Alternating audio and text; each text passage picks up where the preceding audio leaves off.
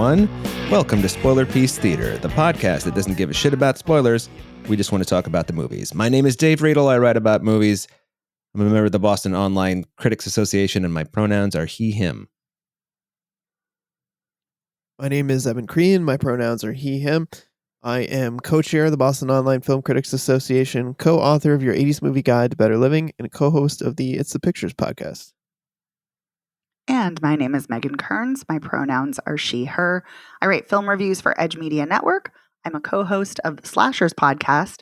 I, too, am a member of the Boston Online Film Critics Association and a member of Galaga, the Society of LGBTQ Entertainment Critics. Salute. Thank you, sir. Okay, so this week we have 3 movies to talk about, but before we get to those, just want to mention over on Ye Old Patreon, we are talking about the 1994 film, its 30th anniversary, which is just a coincidence. 3 Colors Red, the third and final film in Kozlovsky's 3 Colors trilogy. It would be amazing if there was a 4th movie. Surprise. Yeah, so if you're a patron, go check that out. And if you're not a patron, hey, you can become one for $5 a month. And there's extra bonus episodes each week. And there's a poll each month where you can vote and tell us what to watch, etc., etc.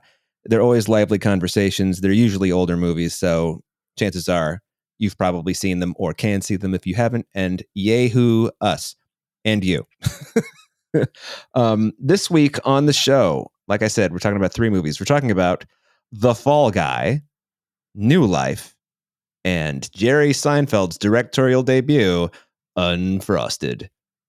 First, The Fall Guy, seen by Megan. Take it away, Megan. All right. Well, this is directed by David Leitch, who is known as a stuntman, and he's also a director in his own right.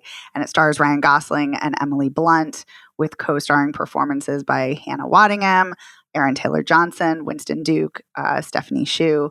And basically, Ryan Gosling is a very successful stuntman. He's very well respected in the field. He's sought after, and he's the stunt double for a really huge Hollywood star. And he has a great romance going on with Emily Blunt, who is, I can't remember, I believe she's a camera, she's either an assistant director or a camera person. And they have a great relationship. Everything's going swimmingly until an accident and he breaks his back. And we fast forward. Yeah, it's pretty gnarly. Oof. And we fast forward to, I want to say 18 months later, maybe it's just a year. And he has stopped being a stuntman. He is now parking cars as a valet at a restaurant. And he's gone off grid, doesn't really want anyone to find him. And he basically ghosted Jodie, Emily Blunt's character.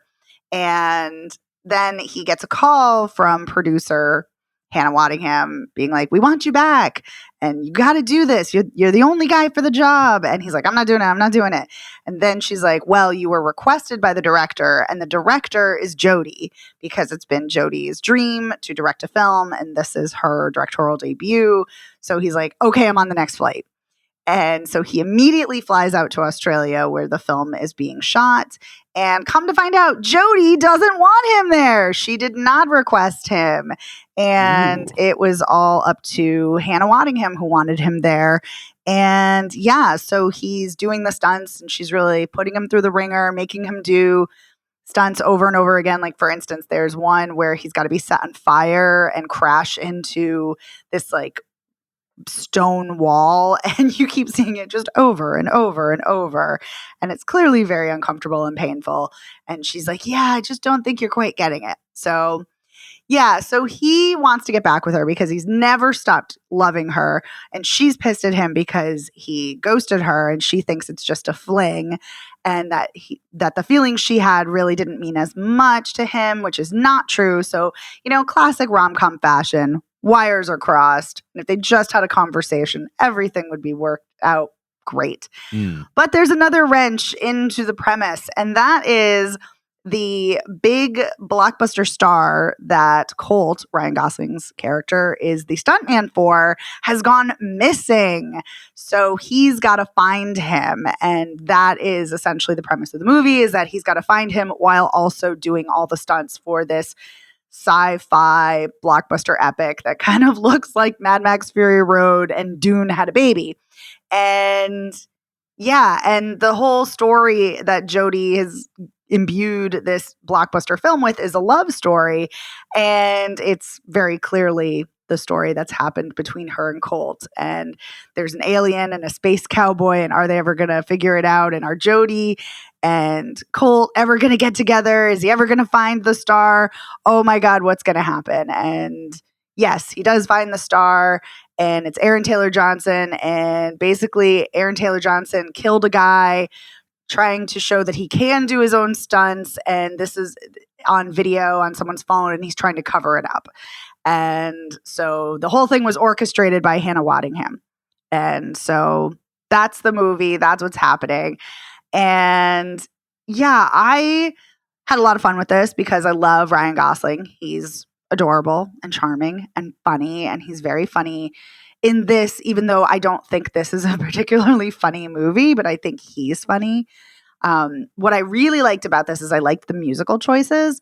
There's a great scene where Colt is sitting in the car crying, listening to Taylor Swift's All Too Well, which is my favorite Taylor Swift song. It's amazing. And the song parallels the romance between Colt and Jodie. And if you know the song, you know it's great.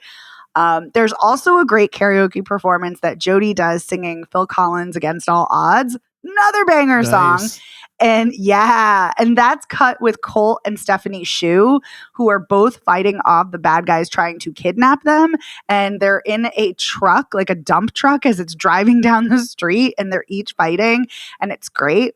And another thing that's happening in this car is so the big blockbuster budget actor, Aaron Taylor Johnson, in this, he's got two dogs, and one of them is an Australian Kelpie dog who is adorable and only understands commands in French.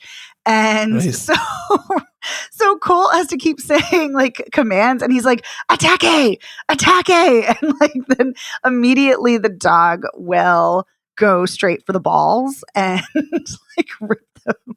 Like, anyway, it's silly, it's absurd, but the dog is great. The dog's adorable. And by the way, Evan and also Dave, this is a nice callback to our Patreon episode, because that apparently was a nod for Ryan Gosling, an ode to Ava Mendes's dog, who was in Malinois, who only understood commands in French. So, I dig it. Yeah. Very cute. We talked about that on Patreon. It was great.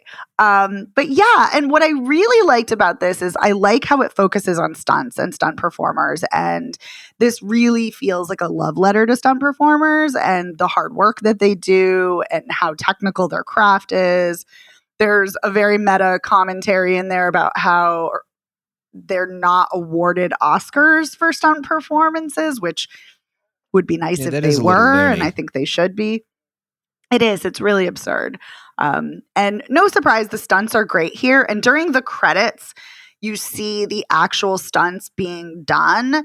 And a friend of mine went with me to the screening that we had, the press screening. And he said, there was a scene. And he's like, I thought for sure that was going to be green screened. And there's no way that was actual practical effects. And it was practical effects. I'm sure it was also tweaked in, VFX, but it was an actual practical effect, which was really cool. And a lot of the stunts are, which is great to see. I also really liked that Emily Blunt's character is a woman director. And there's this really sweet line between her and Colt where she's like talking about, oh, it's just a movie. Because she's trying to help him out because he's being framed for this murder that was actually the actor, the big actor.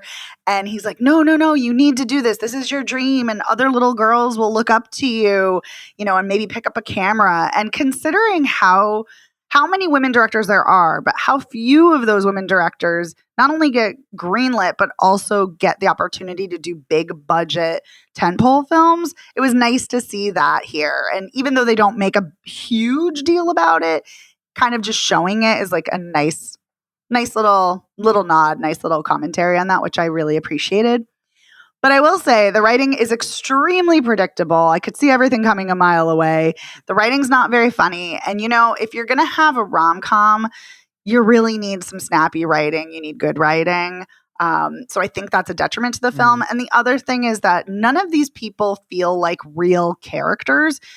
Great cast. As I said, I love the cast. Winston Duke is great. Ryan Gosling's great. Emily Blunt's great. Stephanie Hsu. These are great actors, but none of them are actual characters. I couldn't tell you anything about what their personalities are like. And that's unfortunate. So I wish, the visuals are great. Action scenes are great. Cast is great. I wish we had all of this just with a much, much better script. But overall, it was a fun time. Okay. You didn't spoiler piece me into wanting to see it, but I don't know if anybody could spoiler piece me into this. It sounds like it could be fun. That is fair. Yeah, it's fun. Yeah, I think if you go in with low expectations, it's fun. I'm just always happy to see Ryan Gosling. I don't care what he's doing. I find him so delightful. How's the chemistry with him and Emily Blunt? Even if the dialogue's not snappy, do they work? They do.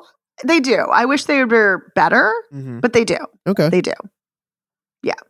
Okay. Is this based on the 70s TV show? Yes. Oh my God. I can't believe I forgot to say that. Yes, it is. It is. I don't know if you'd call it an adaptation, a reboot, but yes, it is based on the 70s TV show. And Lee Majors and one of the other actresses who was on The Fall Guy make an appearance at the end in a mid-credit scene. Well, that's nice. Yes. It was nice. It was also weird to hear people be like, who's that? It's Lee Majors. Come on. Well, here's my little story about a big who's that. I had to go see the Charlie Sheen live show a decade ago or whenever that was because I was reviewing it when I worked at a particular website. And he was introduced. He's like, ladies and gentlemen, Bud Fox. And the kid sitting next to me said, who the fuck is Bud Fox? I was like, well, I guess this. I don't know who Bud Fox is. Charlie Sheen's character from Wall Street. Oh, okay. I just didn't know the name. Okay, that's fair. But that's this kid was, I don't know, he's probably a decade younger than I was. And I was like, oh, kid, you're in for a rough night. You have so much to learn. You have so much to learn, kid. And it was an execrable show. Anyway, moving on. Ugh. Next movie on the docket tonight is New Life. Not Alan Alda's A New Life, but New Life. And this is, what do we call this? Sci-fi, Megan? Sci-fi-ish? Yeah, sci-fi horror. Horror adjacent. Yeah. I mean, it's more of a thriller kind of thing. Yeah, definitely more of a thriller, but Let me read the summary here. A mysterious woman on the run, and the resourceful fixer assigned to bring her in. That's not a sentence. The fuck, everybody.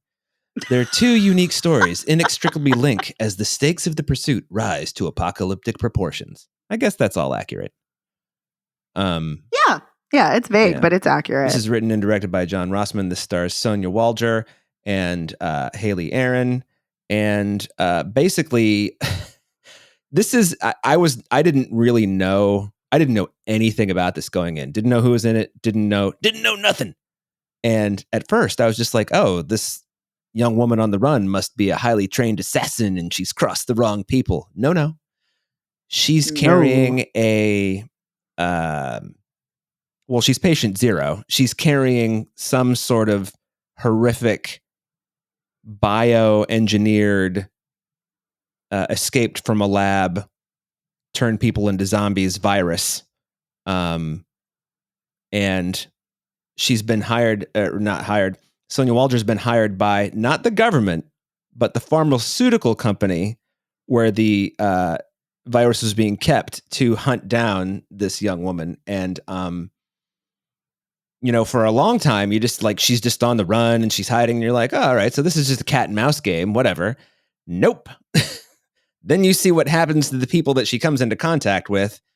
You kind of see hints of it in flashback when her boyfriend, or I guess her fiance, comes down with the disease. And as it turns out, she is a character. She is a character. She's a carrier, but she doesn't have. She's a little bit like Matt Damon in Contagion, except she does eventually get contaminated at the end because, for some reason that's not really explained, once one of the zombies like gets like blood in her mouth, then she gets the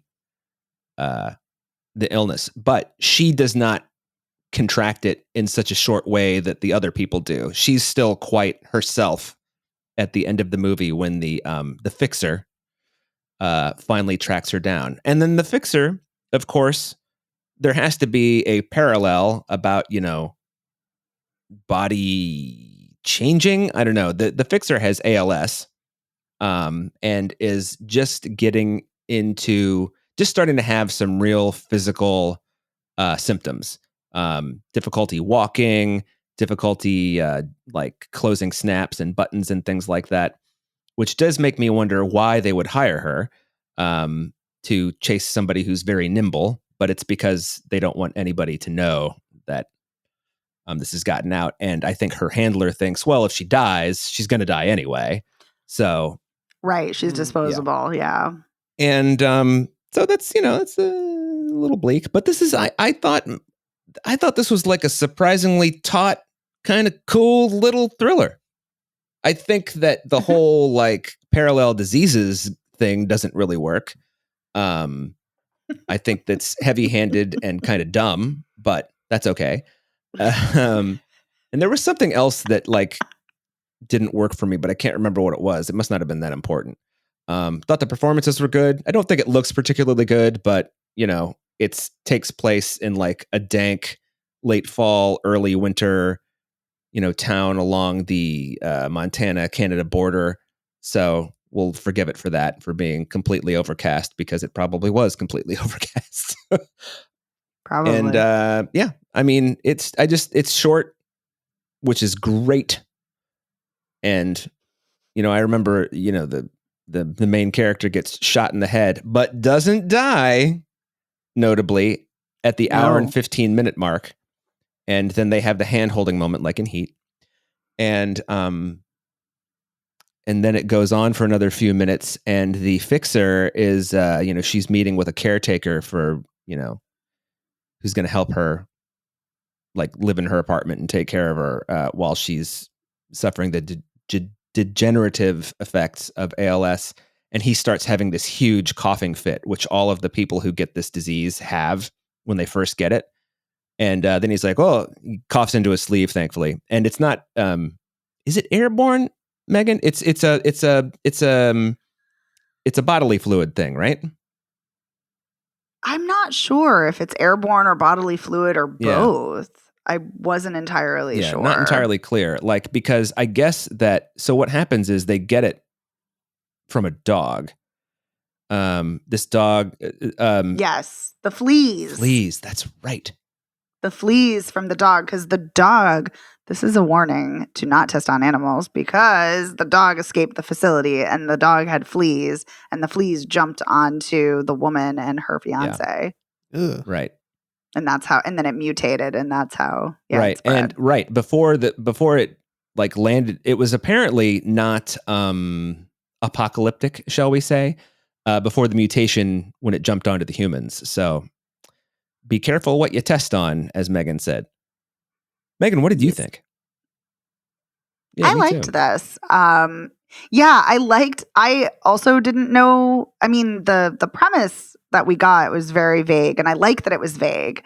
I like that all you know is it's a woman on the run, and there's a handler coming for her, and they have their lives about to intertwine. And I love that, because then when you get the zombie coming at like roughly the halfway point, I'm like, oh, this is a zombie Trojan horse. I love it. I'm here for this. And I really like that. And I like that the woman, the mysterious woman, she doesn't know that she's carrying this disease. She thinks that she's on the run for murder. I'm not entirely sure why she thinks she's on the run for murder. She killed that guy in the facility. Oh, that's right. No, that's right. She did. Sorry. I should have remembered that. But yes, that's right. She Yeah. did kill somebody. But that's what she thinks she's on the run for. That's what she thinks that she's being chased for. And it's not. It's because she's carrying this zombie disease, the zombie virus. And I think that's a really interesting premise. I really like the actress, Haley Aaron, who plays the mysterious woman, the patient zero. I liked her performance a lot. I think she really imbued her character with a lot of fear that really felt palpable and authentic. For me, Sonia Walger was less effective, but it was great to see her because I loved seeing Penny from Lost because she's great on Lost. And so it was nice to see her here too, because she's done a lot of TV work. So it's good to see her in a film. And it's funny, Dave. I'm thinking about it, and I don't know if I would have minded the parallels to having a degenerative disease and a zombie virus. I think there could have been something there. I think for me, it would have been more effective if they kind of explored it more and leaned into more of the body horror elements of it, or kind of the loss of control. But it doesn't explore that at all, and so it's just a little feels clumsy. Yeah, it just feels like you said, you didn't say this exactly, but basically shoehorned in. Like it feels forced in a way that it didn't need to. Like she doesn't need that. She could have had something else as a backstory, and I think it would have worked probably more effectively. Or if they had explored the kind of loss of bodily control and body changing more. Because her character is dealing with, like the shakes and, like you said, not being able to button things, and she has to stop writing. And the only really bodily change we see from the mysterious woman, patient zero, is she starts losing all her hair and getting these weird pustules on her face. And I'm like, that's not quite the same thing here. So yeah, I would have liked that more explored. This is definitely very low budget, and you're right. It looks very low budget, but not in like a bad way. It's very gritty and grim and lean in its look and its aesthetic, as well as in its runtime. And yeah, I liked that, but I really liked this. I just would have liked maybe a little bit more exploration, but it's a minor quibble. It's not a big deal. So, but I did enjoy this. It is a minor quibble, and I mean, I think it's really well done. Like the quibbles I have are minor. Yeah. But what I do like about it, because it is low budget, it's all shot on location because you can't really have sets when you don't have money. And I just like what I really like is just how taut it is. There's not an ounce of. It's very lean, as I was saying about Red over on Patreon. So, yeah, good stuff.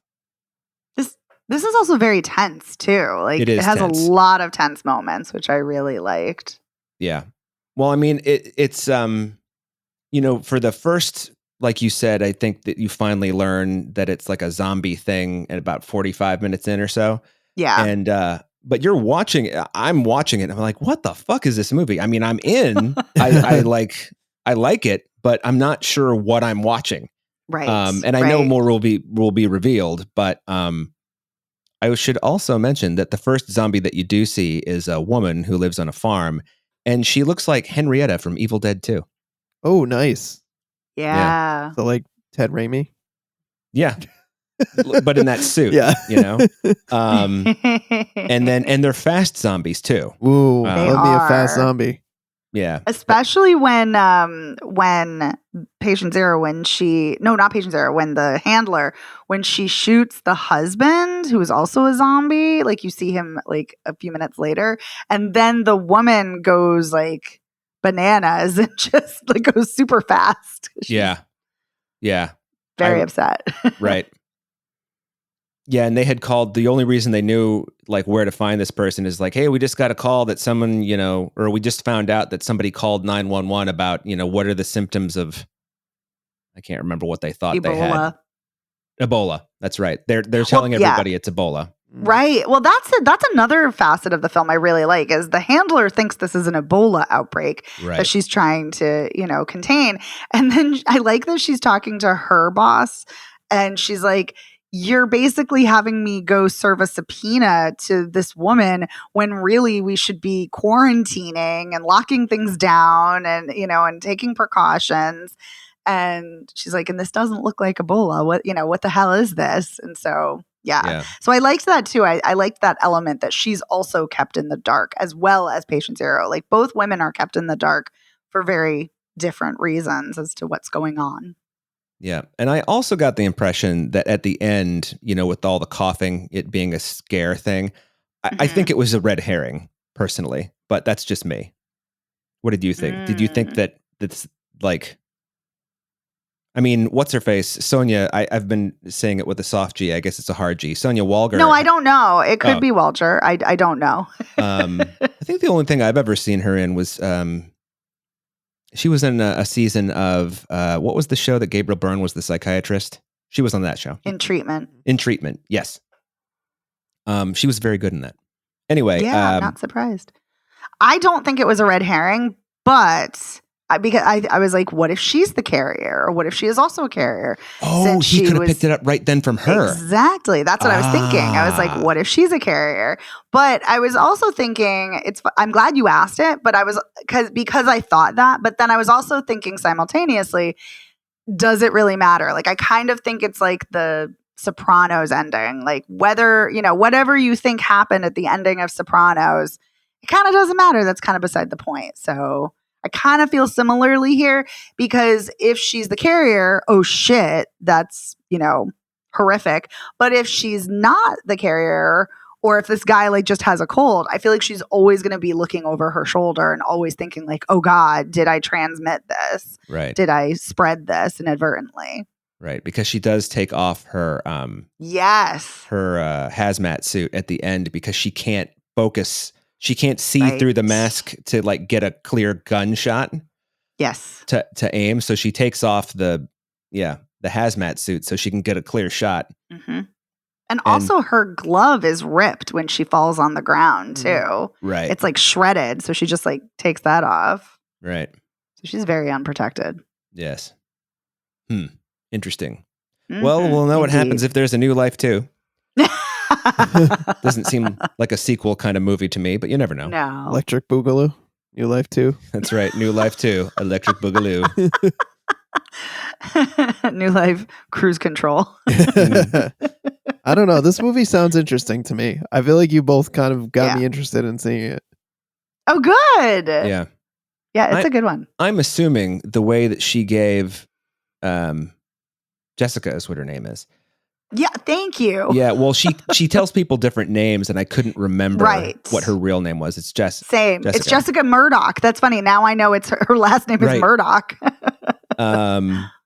Does she give the disease to the bartender? Do they share a shot glass for their second shot? Is that what happens? Ooh, I didn't think they did, but they might have. Yeah. They very well might have. I can't remember. I know. I feel like now that I know what's happening, I need to go back and watch this a second time because I was trying to pay attention to everything. But when you don't know what you're looking for, right?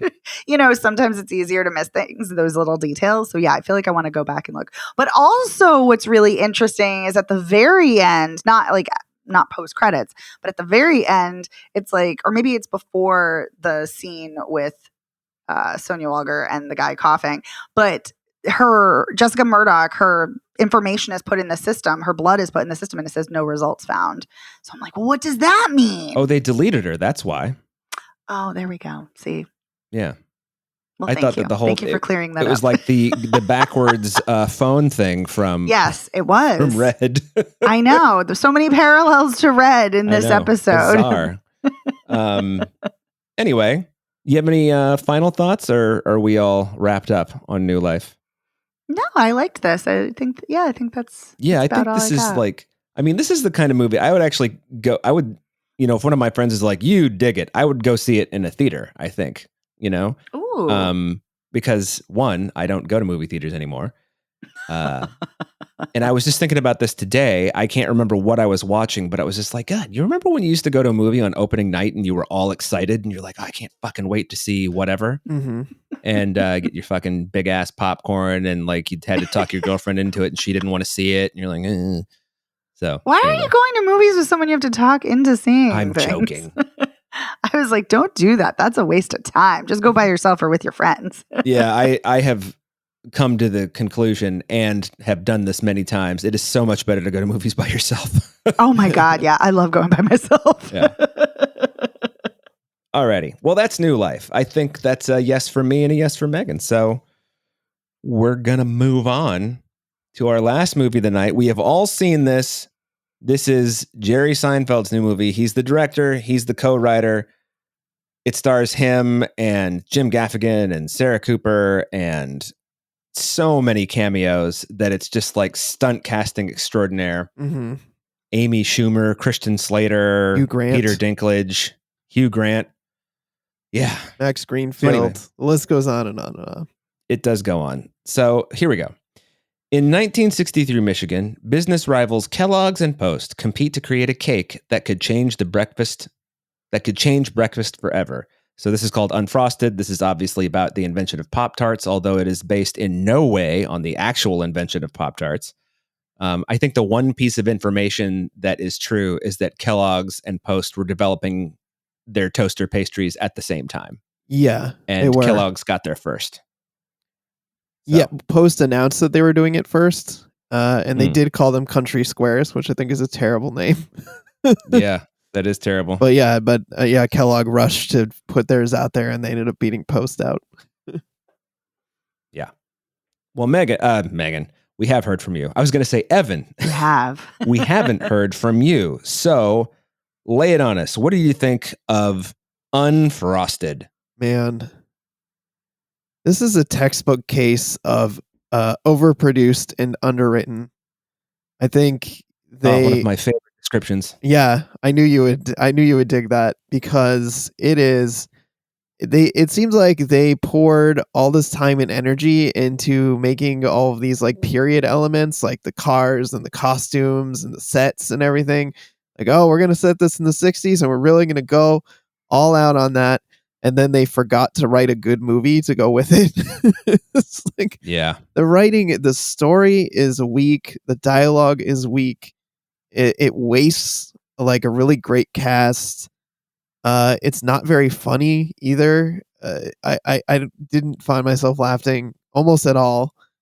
And the stuff that I was enjoying, like the thing I like best about this movie is a glorified cameo by John Hamm and John Slattery playing their Mad Men characters basically in a scene.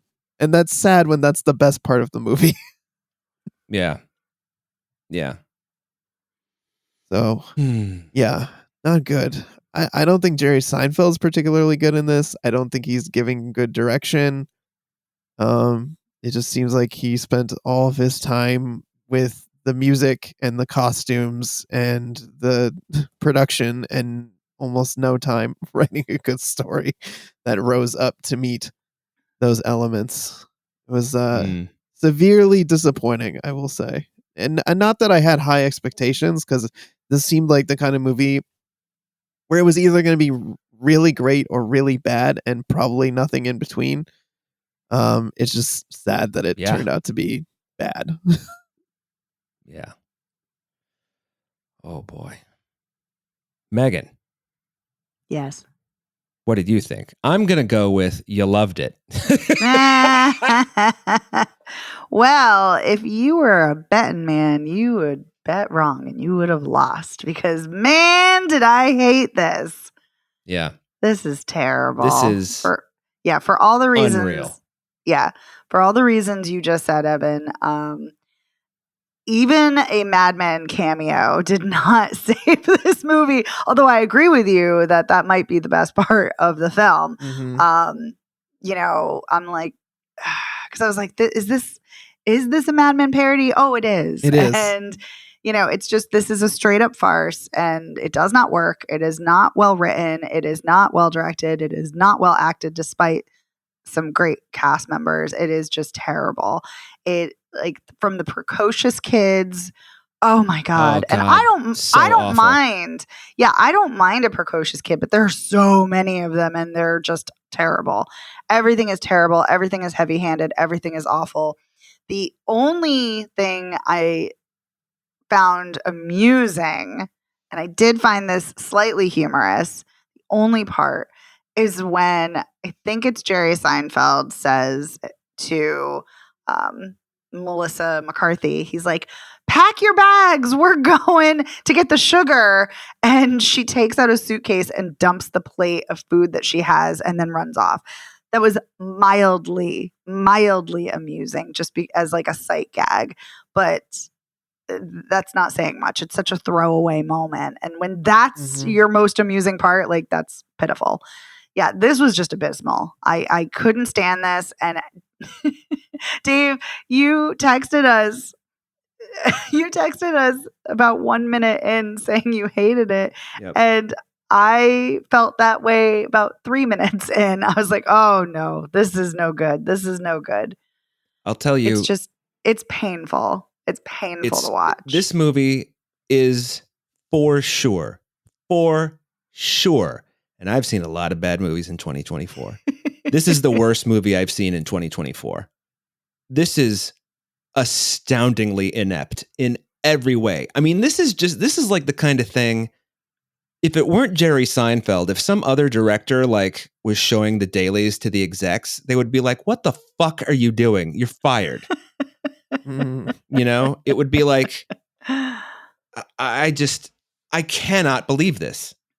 I cannot. I mean, I can totally believe it because Jerry Seinfeld is good at two things: stand up and writing Seinfeld. He's not even a good actor in Seinfeld. He's carried by Julia Louis-Dreyfus, Jason Alexander, and Michael Richards. And yes, I knew I wasn't going to like this just because I knew it was a farce. I hate farces.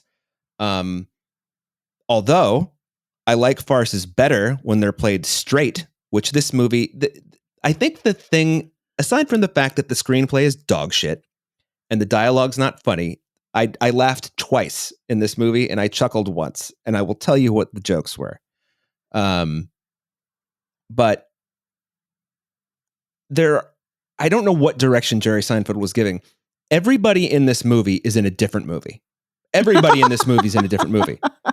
Like,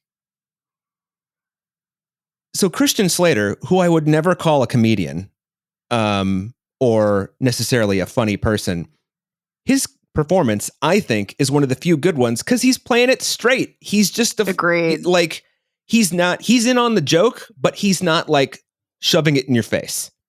Everybody else in this is so big and so over the top. I mean, Jim Gaffigan, who I don't think is a very good actor to begin with, is so fucking awful. I want him to never act again. Like, it's just... He is bad in this. Yeah. He's just... But like, Melissa McCarthy's bad. I mean, how is that possible? You know? She misses a lot more than she hits, I think. Well, you know what? I don't see a lot of her movies because I'm afraid of that. I get, but when she hits well. Right, she does. Yeah, I'm thinking of Ghostbusters right now, and she does not hit in that at all. So, of course, that's a shit screenplay. It is, but I liked her in that. But anyway, I digress. With this movie, I almost feel like they should have gone bigger on the parody. Like, they should have done more and then maybe reined in some of the performances. I don't know. There's something, it just doesn't work. It's just, maybe you're right that they needed to play it more straight, and maybe that would be funnier. But I feel like in some ways they could have taken the story more over the top and been more ridiculous. And then maybe that could have been funnier because they were like so far over the top. Yeah. But I don't know. This just doesn't work. Well, it's like, I mean, the Schwinn guy does get incinerated. I mean, that's fairly over the top. Jack McBrayer. That's one of the few times I laughed. Not when he's... That's when you laughed? No, not when he's incinerated. I laughed when the other guy comes out and they're like, oh my God, Chuck, Jerry's like, Chuck, he lived. And Steve lived. And then this guy comes out and says, no, it's Chuck. Steve blew up. I was just like, that made me laugh because the guy who plays Chuck delivers that straight as fuck. Mm-hmm. Yeah, Ronnie Chang. Yeah, he's actually pretty funny. I laughed when I think it was Max Greenfield said our old friend buttock crashes. Yeah. Because it was so stupid. Yeah. But Max Greenfield is doing it like Max Greenfield straight. He's kind of playing like Schmidt at 80%. You know? Yes. Love Schmidt. Yeah. And I think he's actually could have been a lot funnier in this if he had better dialogue. Because I think he was playing his character correctly. And I did kind of like smile whenever he showed up as the kind of like, lackey, the suck up character. I thought he was actually playing the character pretty well. Yeah, he was. But then when you have to play off of Amy Schumer, yeah, one of the other times I laughed was when she shot him with the rubber band because it came out of nowhere and it was stupid and it was played straight. Yeah. Yeah, but she's so terrible in this. Yeah, she's not good. I mean, it's fine. They're all terrible in their own ways. Right. I mean, you know who I liked? I actually liked Andy Daly as the Quaker Oats guy. I thought he was actually nailing it every scene that he was in. I was laughing I agree at his with presence, you. and I thought he's hamming it up, but it's working.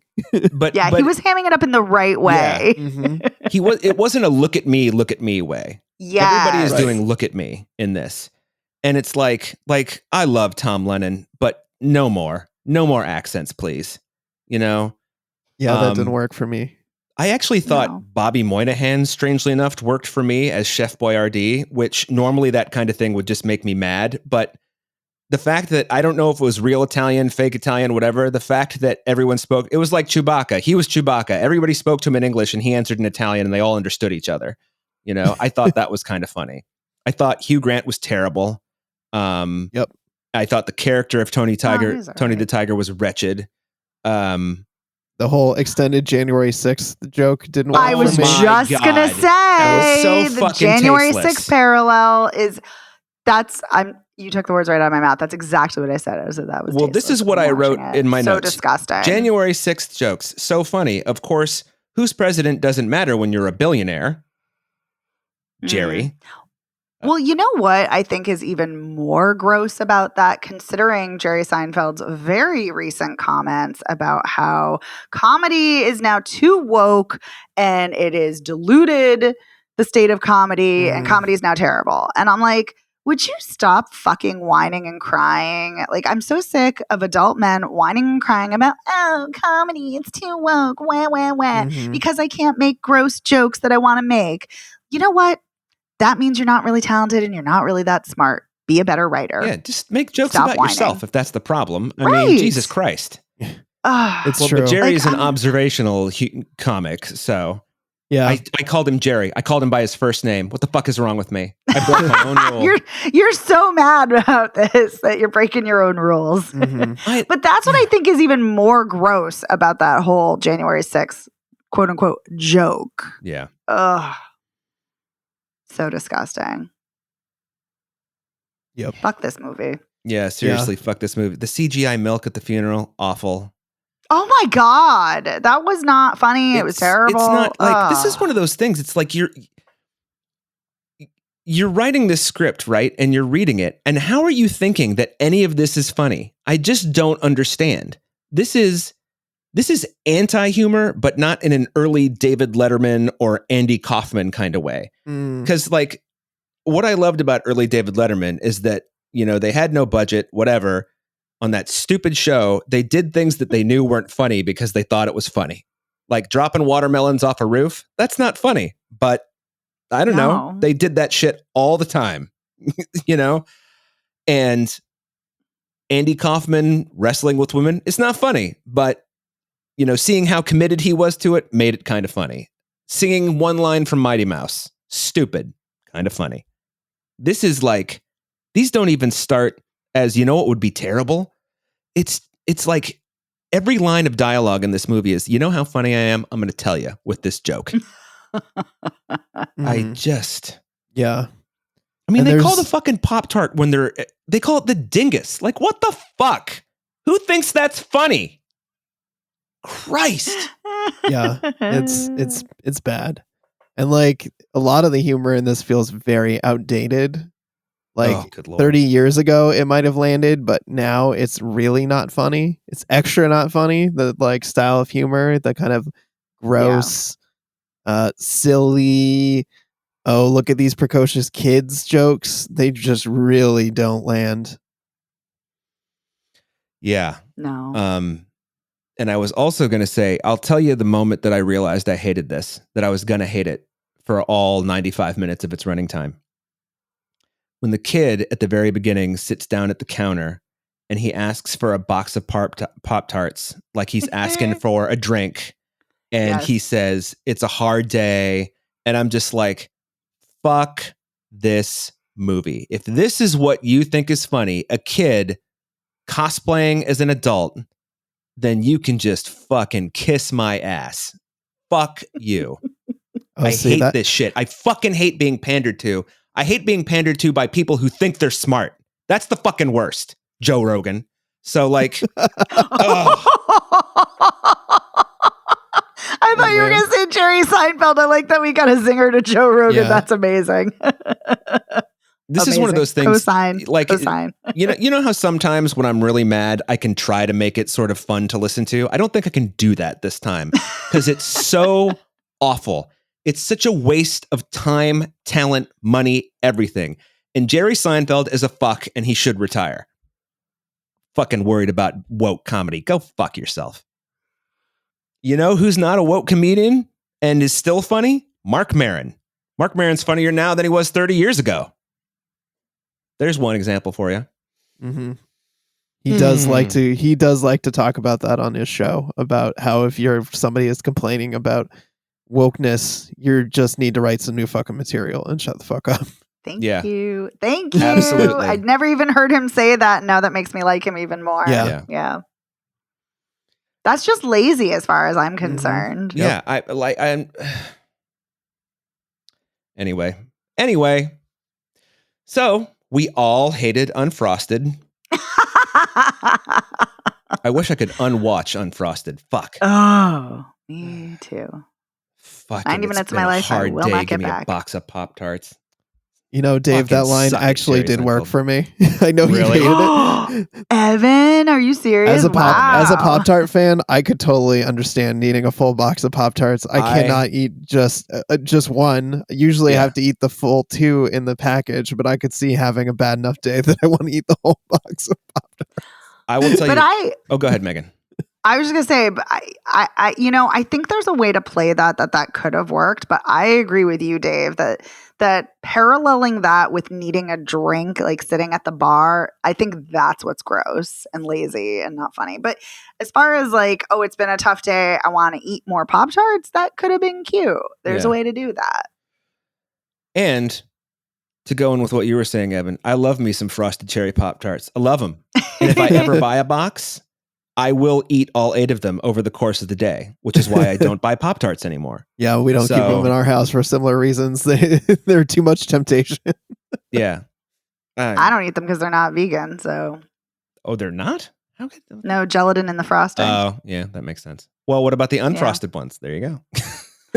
Yeah, I don't know. I don't know about the Pop-Tart. Yeah. The Kellogg's ones, I'm not sure. You know what else I laughed at? When they were calling, when the precocious kid said you've got the name of the thing in the first, it's the first letter of everything you've written down. It was Trat Pop. That really, I was like, that's so dumb that it's actually kind of funny. And then when I didn't think it was funny when Walter Cronkite, who is apparently a sex addict, according to this movie, an alcoholic. I can't remember. He was something that he wasn't. When he read it backwards because his teleprompter was broken. So anyway. What I will say, that's, it's interesting. I don't know why that reminded me of this, but it's funny because I think what makes me more angry about this movie is, Dave, you were talking about the pandering and people who think they're smart. And there's a joke that somebody makes early in the movie when they're at the Spoon and Bowl Awards, whatever the cereal awards are. And somebody makes the joke about Quaker Oats and like, why are they here? They should keep religion out of cereal. And it's like, well, if you know the history of Kellogg's, it was all about religion. That's the whole reason that the cereals were created, was it was tied into his Seventh-day Adventism religious beliefs. So anyway. So I was like, oh, they are aware of what they're doing. It's just not very good,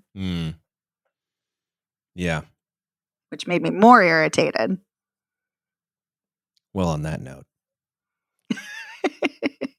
I think we can put this baby to bed. I think it's pretty clear where we all stand on Unfrosted. Mm-hmm. Unfunny, unwelcome, unwatchable, all of those things. Mm-hmm. So Yes. skip that, everybody. Yes, please do.